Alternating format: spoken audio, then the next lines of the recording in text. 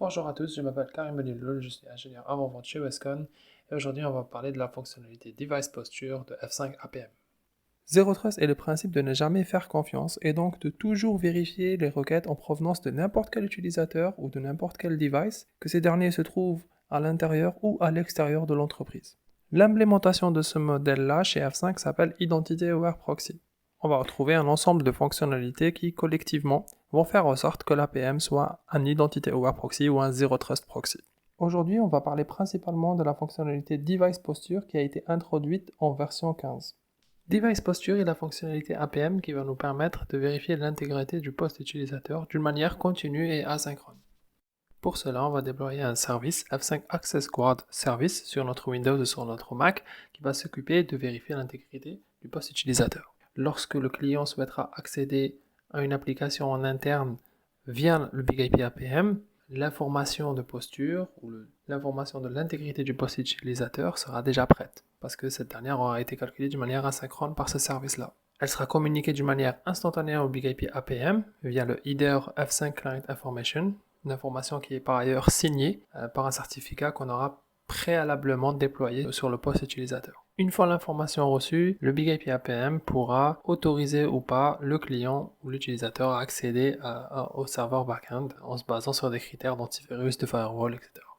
Pour configurer cette fonctionnalité, on commencera par définir une pair request policy dans laquelle on va déployer l'agent client information. Dans ce dernier, on va définir le certificat à utiliser pour vérifier la signature des postures envoyées par les postes utilisateurs et on va utiliser une subroutine pour appliquer justement notre stratégie d'intégrité de poste utilisateur. Il faut savoir que cette fonctionnalité ne peut être appliquée que dans une pair request policy et non pas dans une pair session policy traditionnelle. Par la suite, il faudra installer l'extension F5 Access Guard au sein de votre navigateur. Actuellement, c'est disponible sur Chrome et Firefox. Et pour finir, il faudra créer un fichier de configuration dans l'arborescence que vous voyez là, afin de configurer le service F5 Access Guard Service.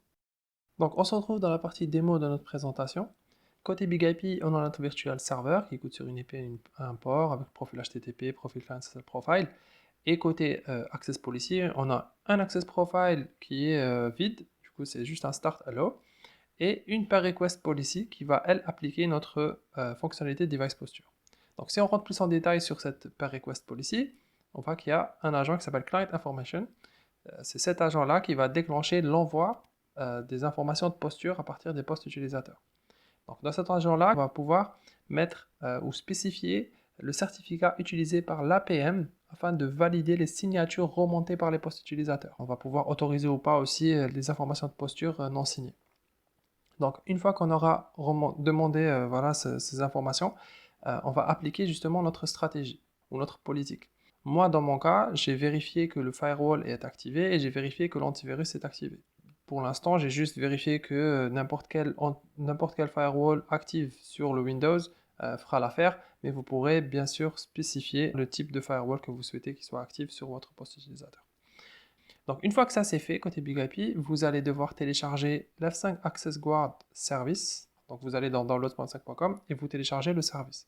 Une fois téléchargé, vous l'installez et vous aurez un nouveau service qui s'appelle F5 Access Guard Service. C'est lui qui va s'occuper de récupérer les informations de posture. Maintenant, il faut le configurer. Pour configurer ce service, il faudra créer un fichier dans cette arborescence-là. Donc ce fichier n'est pas créé automatiquement, il faudra le créer manuellement et renseigner ces informations ci-dessus. Ce qu'on voit ici dans le fichier de conf, c'est typiquement l'URL à partir de laquelle ce service-là va télécharger ses mises à jour. Posture.kbe.lab, ça va se translater à l'IP du VS que j'ai configuré tout à l'heure. D'accord? Donc vous mettez l'IP de votre virtual server /public/download et ça sera bon. Dans la partie signing, je vais spécifier le certificat et la clé associée qui seront utilisés par ce service afin de signer les informations de posture. Dans la partie serveur, je vais positionner l'URL où le service va envoyer ces informations de posture-là et à quel intervalle le service va revalider l'intégrité de mon poste utilisateur.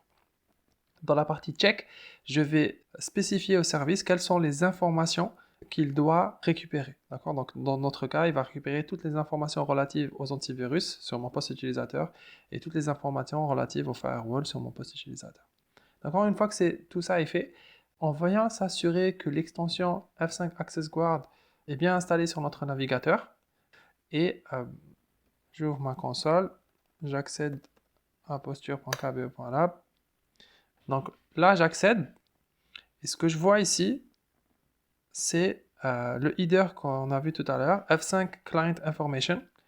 Et toute cette information-là, c'est l'information de posture qui a été remontée à l'APM.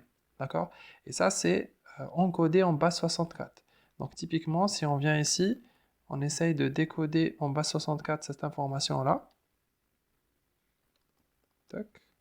Et là, on va retrouver toutes les informations relatives au firewall et à l'antivirus de mon device qui ont été remontées à l'APM. Vous allez retrouver aussi la signature que vous voyez ici et là, c'est la partie du certificat. Maintenant, ce qu'on peut faire, c'est qu'on peut venir désactiver notre pare-feu. Donc, on vient ici, activer, désactiver notre pare-feu. Pare-feu Windows. Et on vient attendre les fameuses 30 secondes d'intervalle afin de valider que le service refasse une vérification de mon poste utilisateur. Donc, ce qui est aussi important de comprendre ici, c'est que l'information de posture a été remontée d'une manière instantanée par le service. Pourquoi? Parce que ce dernier tourne en continu sur le device. D'accord? On n'a pas eu un engrenage qui tourne nous indiquant d'attendre le temps que l'APM vérifie l'intégrité du poste utilisateur. Ça s'est fait d'une manière instantanée.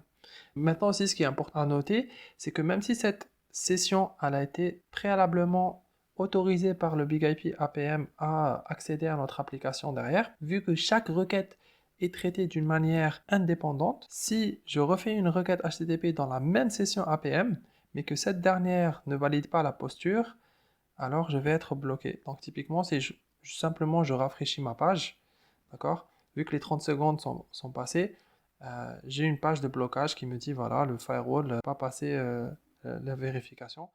Donc avant de terminer, j'aimerais rajouter que la configuration du Zero Trust ou l'identité Aware Proxy peut se faire grâce au Guided Configuration. D'accord, vous venez dans Access, Guided Configuration, vous choisissez Zero Trust, Identité Aware Proxy, et vous allez avoir une GUI qui va vous aider à mettre en place cette fonctionnalité-là. Vous positionnez le nom de votre configuration et vous allez choisir de mettre en place du device posture ou pas, mettre en place du multifactor authentication, etc. Toutes les fonctionnalités de l'identité Aware Proxy. Grâce à ce wizard, vous allez pouvoir les configurer d'une manière très facile. Merci à tous d'avoir regardé cette vidéo et n'hésitez pas à revenir vers moi dans les commentaires ou par email si vous avez des questions.